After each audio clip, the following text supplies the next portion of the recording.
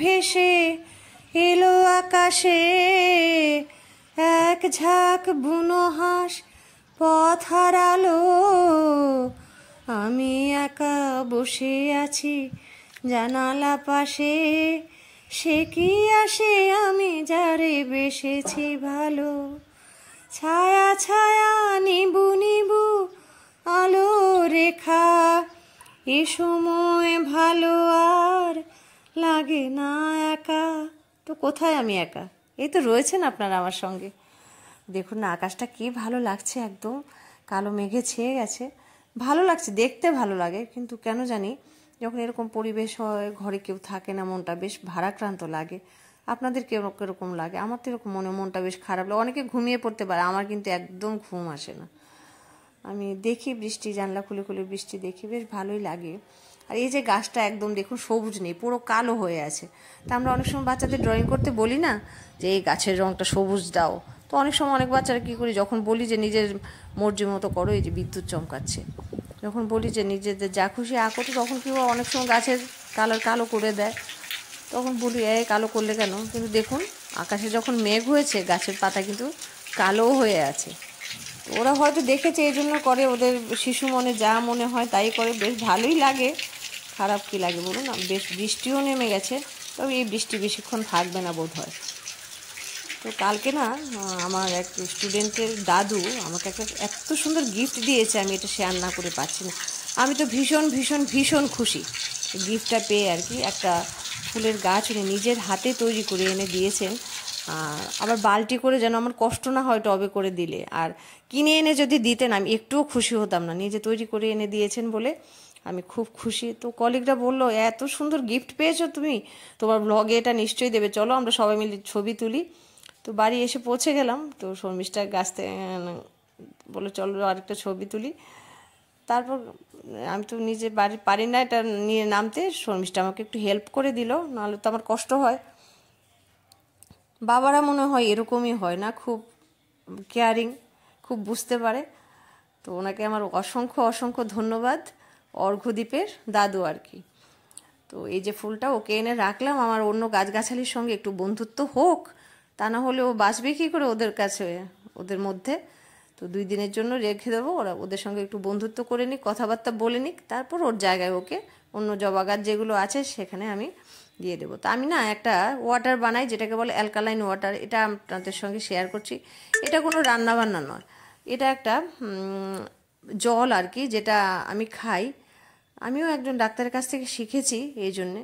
তবু আমি বারবার বলে দিই, আমার কথা শুনে খাওয়া শুরু করবেন না। নিশ্চয়ই আপনাদের যদি কোনো অসুখ বিসুখ থাকে ডাক্তারের পরামর্শ নিয়ে সেটা করবেন। এটা বেশ হজমেও খুব কার্যকরী। আর গরম পড়েছে ভীষণ, হাত পা জ্বালা পোড়া করে, তারপর ভীষণ গরম লাগে, তারপর আপনার কি হয়, অনেকের ইউরিন ইনফেকশন হয়, সব কিছুর জন্য না এটা খুব ভালো।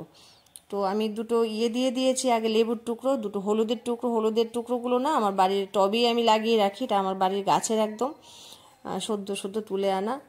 তারপর একটু শসা দিয়ে দিচ্ছি, এগুলি বাজার থেকে কেনা, সবগুলো আমার গাছের নয়। একটু আদা, তারপর একটু কাঁচা লঙ্কা, একটু হলুদের এগুলি আমি লাগিয়ে রাখি। এই যে একটু আদা, এটা দিয়ে দেব সবগুলো।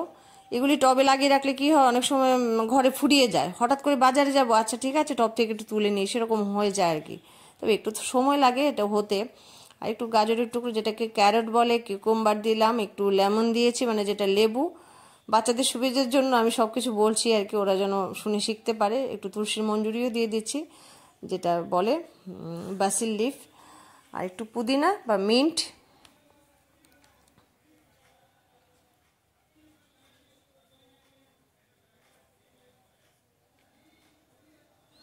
একটু বিটরুট দিলাম, সবই আমি টুকরো টুকরো করে কেটে নিয়েছি। এত কোনো মানে পরিশ্রমের কাজ নয়, এটা সোজা কাজ। একটু ধুয়ে ভালো করে ধুয়ে টুয়ে একদম জল দিয়ে ভরে। আর এটা মনে রাখতে হবে যেন আমি কোনো প্লাস্টিকের জারে বা কোনো স্টিলের জারে না রাখি, এটা যেন কাচেরই হয় আর কি, তাহলে খুব ভালো হয় আর কি। খুব সুন্দর করে সারা রাত্রি আমি এটা রেখে দেব, তাহলে এটা ভালো থাকবে আর কি। খুব সুন্দর করে হয়ে যাবে। তো তো সকালবেলা উঠে জলটা আমি ঢেলে খেয়ে নেব, আবার একটু রেখে দেবো। সারাদিন একটু একটু করে খাওয়া যায়, এতে শরীরের পক্ষে ভালো, কোনো ক্ষতি নেই। হ্যাঁ, যারা অসুস্থ ওদের বারবার বলছি ওরা নিশ্চয়ই বুঝে শুনে খাবেন, ডাক্তারের পরামর্শ নিয়ে খাবেন। আমার কথার উপরে নির্ভর করে খেলে অসুবিধাও হতে পারে। তো জলটার কালারটা তো বেশ মিষ্টি হয়েছে, আসলে ক্যারটের রঙটা এসে গেছে, তো এই জন্য খুব ভালো লাগছে। হ্যাঁ, আপনার স্বাদের জন্য এটার মধ্যে একটু বিট নুন বা একটু গোলমরিচের গুঁড়ো দিতেই পারেন, তাহলে আরও হয়তো ভালো লাগবে। আমি কিছু দিইনি যদিও। এই যে দেখুন আমি খাচ্ছি এটা, আর কালারটা খুব সুন্দর এসছে, আর দেখলেই খেতে ইচ্ছে করবে, ভালো লাগবে, খুব সুন্দর খেতে, বেশ ভালো, আর শরীরের জন্য খুব উপকারী। আমার তো বেশ ভালো লাগে, বেশ ঝরঝরে লাগে।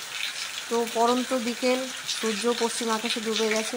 এবার আমিও আপনাদের থেকে বিদায় নিচ্ছি। আপনারা ভালো থাকবেন, সুস্থ থাকবেন। দেখা হচ্ছে আমার নতুন একটি ব্লগে। ততক্ষণের জন্য টাটা।